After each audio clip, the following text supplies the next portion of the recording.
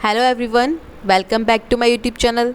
I am advocate Divya and आज के इस वीडियो में हम देखेंगे हर्षद शांतिलाल मेहता स्कैम के बारे में, जिसे 1992 security scam, Harshad Shantilal Mehta versus union of India, the big bull versus scam 1992, stock market scam, काफ़ी सारे नामों से जाना गया।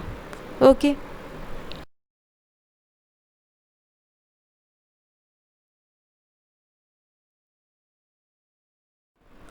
Harshad Shantilal Mehta versus union of India, the big bull scam.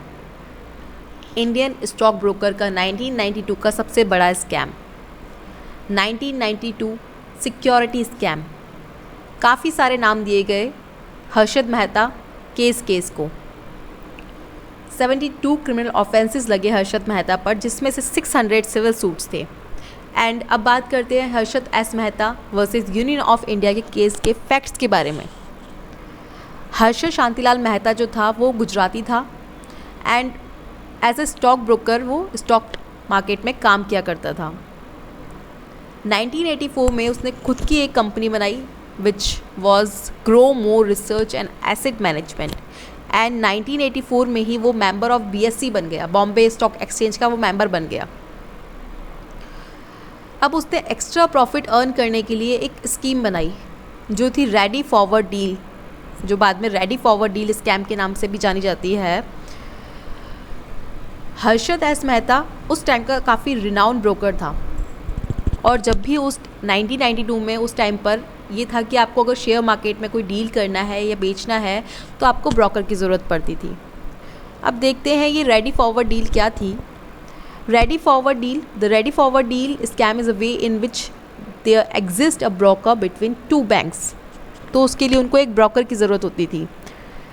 तो जो हर्षद मेहता था वो बैंक से उन सिक्योरिटीज़ को दूसरे बैंक में गिरवी रख देता था और बदले में उससे पैसे लेता था और उस पर इंटरेस्ट भी पे करता था।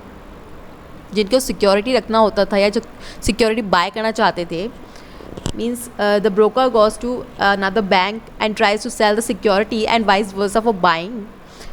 तो since Mehta was a very renowned broker, तो वो उन बैंक्स को ध्यान में रखता था जिनको ये सिक्योरिटी बाय करना होता या रखना होता था। तो बैंक उसे सिक्योरिटी देते और कंपनी में वो एक टाइम पीरियड लेकर दूसरे बैंक में उसको लोन पे रख देता था एंड बदले में उससे पैसे लेता था। और जो चेक्स मंगाता था, he got cheques issued in his name instead of the bank की बजाय वो उसको अपने अकाउंट में मंगवाता था।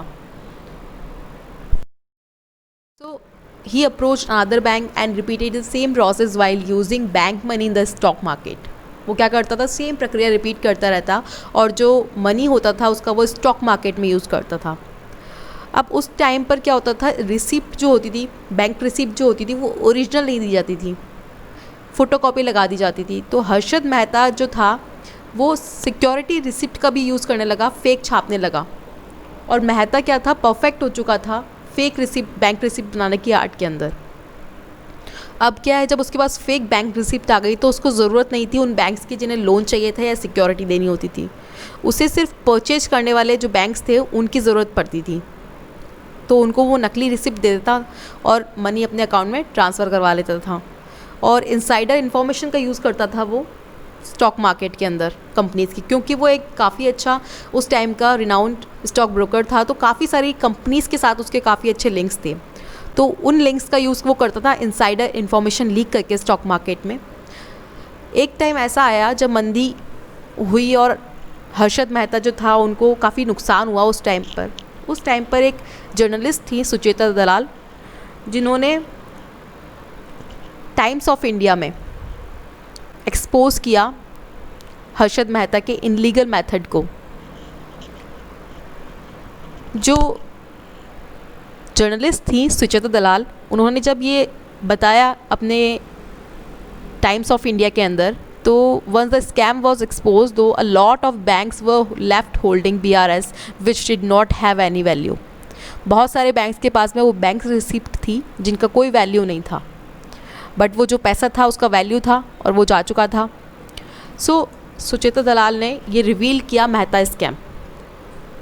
मार्केट को 3 से 4 हज़ार करोड़ का नुकसान हुआ एंड जो मेहता था, हर्षद मेहता, उस पर 72 क्रिमिनल ऑफेंसेस लगे, जिसमें 600 सिविल सूट्स थे। और अब लास्ट उसकी 2001 में 47 की एज में मुंबई महाराष्ट्र थाने में उसकी डेथ हो गई। ये था हमारा हर्षद एस मेहता 1992 का सबसे बड़ा स्कैम, जिसे the big bull scam, 1992 security scams, काफ़ी सारे नाम दिए गए। Okay, thanks for watching everyone. If you have any queries, comment down below and don't forget to subscribe my channel. Please like, share and subscribe.